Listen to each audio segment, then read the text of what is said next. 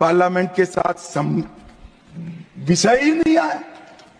किस प्रकार से आपने संविधान के साथ खिलवाड़ किया है, किस प्रकार से आपने देश को चलाया है, ये देश की जनता को आज इस बहस से मालूम पड़ना चाहिए।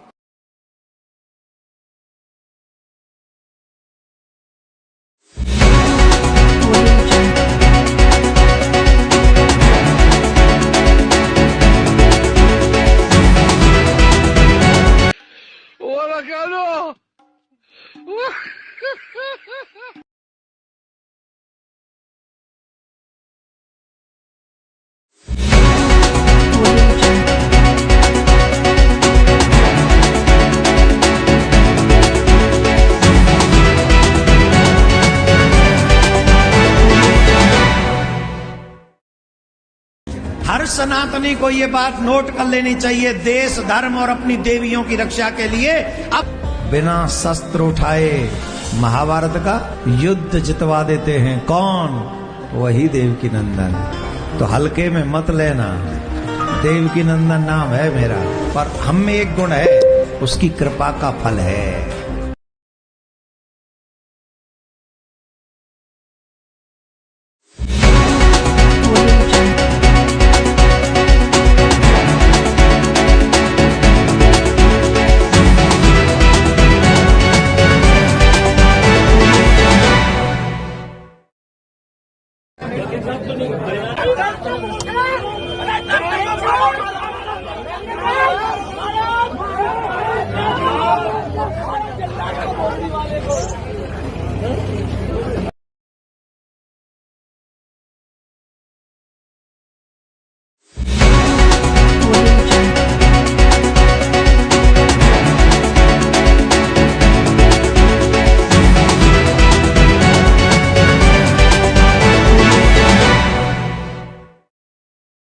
हमारी पार्टी के पूर्व विधायक हैं, करथावल से एमएलए रहे हैं और उनके क्षेत्र के काफ़ी साथियों ने आज समाजवादी पार्टी छोड़कर आज राष्ट्रीय लोकदल की सदस्यता ग्रहण की है। एक विपक्ष के द्वारा जो एजेंडा चलाया जा रहा था वक्फ बिल को लेकर कि राष्ट्रीय लोकदल से बहुत सारे लोग पार्टी छोड़कर जा रहे हैं, अब जो छोड़कर गए हमने तो उन्हें कभी पार्टी में देखा नहीं, आज तक न कोई पदाधिकारी थे। लेकिन अगर कोई बात आई है, राष्ट्रीय लोकदल में विशेषकर सभी समाज के लोगों का आस्था है, सभी समाज के लोगों की पार्टी है, सर्व समाज का हित यहाँ सुरक्षित है। आज क्योंकि एक सवाल खड़ा हुआ है वक्फ बिल को लेकर, तो हमारे मुस्लिम समाज के तमाम जिम्मेदार प्रधानों ने अपने साथियों के साथ में आज राष्ट्रीय लोकदल की सदस्यता ग्रहण की है और तमाचा उन विपक्षी पार्टियों को मारने का काम किया है जो इस बिल को लेकर राजनीति करने का काम कर रहे हैं। कल बुढ़ाना भी बड़ी तादाद में समाजवादी छोड़ के आलोक में आया है। मैं वही बात कर रहा हूँ, समाजवादी पार्टी का जो जनाधार है वो खिसक चुका है और उसका सबसे बड़ा उदाहरण मीरापुर हमने जितना काम किया, उसके बाद कुंदरकी 1,45,000 वोटों से हमने जितना काम किया है और वहां के तमाम मुस्लिम भाइयों ने तादाद में वोट जो है एनडीए गठबंधन के प्रत्याशी को देना काम किया था। और ऐसे ही हर समाज का वोट जो है एनडीए को मिल रहा है, लेकिन विपक्ष के पास कुछ हिंदू मुस्लिम से जुड़े जो मुद्दे हैं उन पर राजनीति करने के अलावा कोई और मुद्दा नहीं है। क्योंकि जब से आदरणीय मोदी जी की सरकार 2014 से है और 2017 से 8 वर्ष सरकार आपका कार्यकाल महाराज जी के नेतृत्व में पूर्ण हो चुका है और सभी सेक्टर में, सभी प्लेटफॉर्म में, सभी क्षेत्रों में, चाहे वो स्वास्थ्य का क्षेत्र हो, चाहे चिकित्सा का हो, चाहे शिक्षा का हो, हर क्षेत्र में काम। बिल संशोधन से आप क्या समझते हैं? क्या अभी पूरी तरीके से ड्राफ्ट आने तो ड्राफ्ट आवेगा, जब सिस्टम से अभी कुछ पता नहीं है क्लियर कि उसमें है क्या, जो भी चीज आवेगी फिर उसमें जो पार्टी का स्टैंड होगा उस पर बात करी जाएगी। नवेद खान, कौन सा गाँव सर? अमीर नगर। अच्छा, आज आपने राष्ट्रीय लोकदल ज्वाइन किया है, तो क्या एजेंडा रहा राष्ट्रीय लोकदल में? देखिए, हम अपने नेता चौधरी जैन सिंह जी के प्रभावित होकर और अपने नेता नूर सलीम राणा जी से प्रभावित होकर आज इस पार्टी को दिशा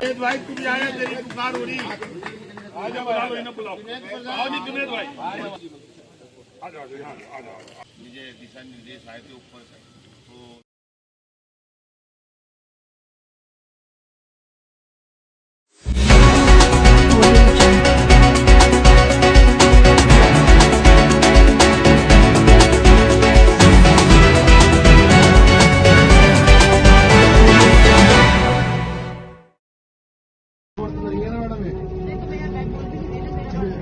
आप रुके ना अपने वर्ष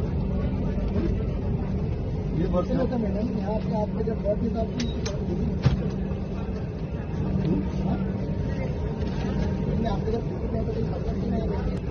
बना दी तुम लोगों ने तो मेरा मजाक समझे क्या? प्रधानमंत्री को जाके पूछ मेरे बारे में, उसका टिकट निकाला कि नहीं बोलना तूने, मेरा जवाब दूंगी मैं।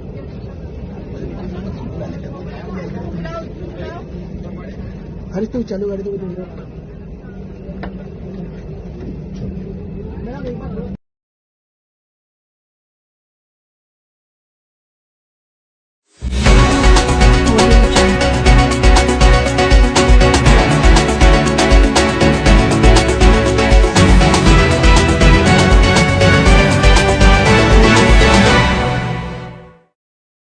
मैं भी मानता हूं कि नेहरू जी और मोदी जी में बराबरी नहीं हो सकती। 3 बिंदु दूंगा जिस पर हम मानते हैं कि नेहरू जी और मोदी जी की बराबरी नहीं हो सकती। जब मोदी जी इस देश के प्रधानमंत्री के कैंडिडेट चुने जाने थे, सभापति महोदय, मुझे आज तक याद है 13 सितंबर 2013 शाम 6 बजे भाजपा की पार्लियामेंट्री बोर्ड की बैठक होनी थी और मोदी जी स्वयं उसके मेंबर थे, मगर उन्होंने कहा, दुर्गादास ने अपनी किताब India from Curzon to Nehru and thereafter में लिखा है कि 1 वोट मिला पट्टाभी रमैया को और शायद 1 या 2 वोट मिले आचार्य नेता, जिसको पूरे देश ने नेता माना, एक वो नेता जिसको उसकी पार्टी में किसी ने नेता नहीं माना।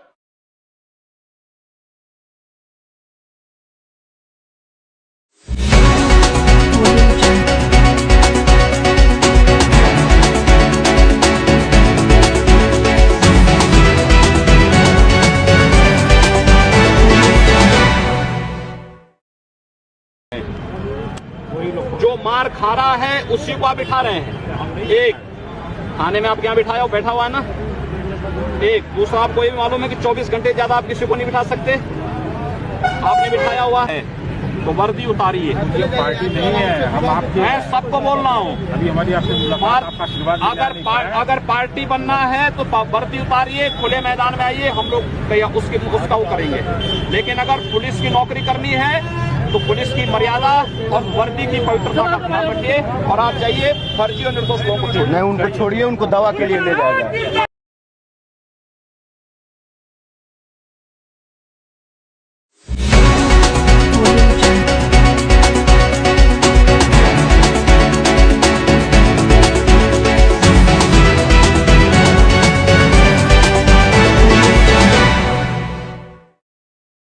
मैंने पूछा भी एयर पॉल्यूशन इतना बड़ा विषय है, क्या काम किए हैं आप?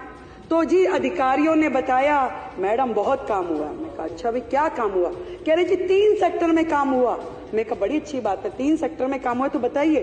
कह रहे एक तो जी पराली पे किया, पराली पे क्या किया और इवेंट में फिर क्या हुआ? कह जी थोड़ा एडवर्टीजमेंट पे हुआ था।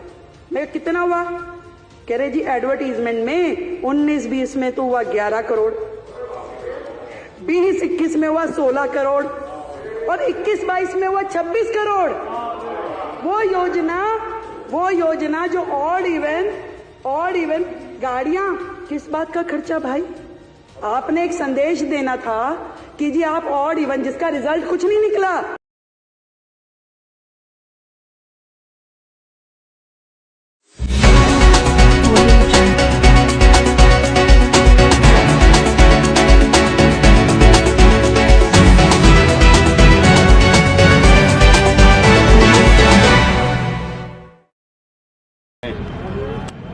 जो मार खा रहा है उसी को आप बिठा रहे हैं। एक थाने में आपके यहाँ बिठाया हो, बैठा हुआ है ना। एक दूसरा, आपको ये भी मालूम है कि 24 घंटे ज्यादा आप किसी को नहीं बिठा सकते, आपने बिठाया हुआ है। दिनेश जायसवाल, ये पूर्व प्रधान है। इसको जो व्यक्ति पिछली बार अपनी पत्नी की हत्या में जेल भेजा बना के रखे हैं। कुछ महाराज एक नट पर जहाँ चोरी हुई है, साहब के दरोगा जाके तहकीकात कर चुके हैं, लेकिन अभी तक एफआईआर में एक महिला आई है मेरे से, मैंने ये इससे 3000 रुपया कोई सिपाही लिया। क्या है मैं समझ नहीं पा रहा हूँ। उस सिपाही का अभी बताइए, उसका कौन सिपाही है? एसपी सिटी से बात करो।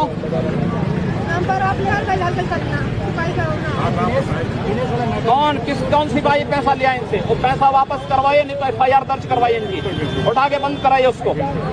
जो साले वर्दियों को कलंकित कर रहे हैं इसे। SP सिटी का नहीं मिल रहा है।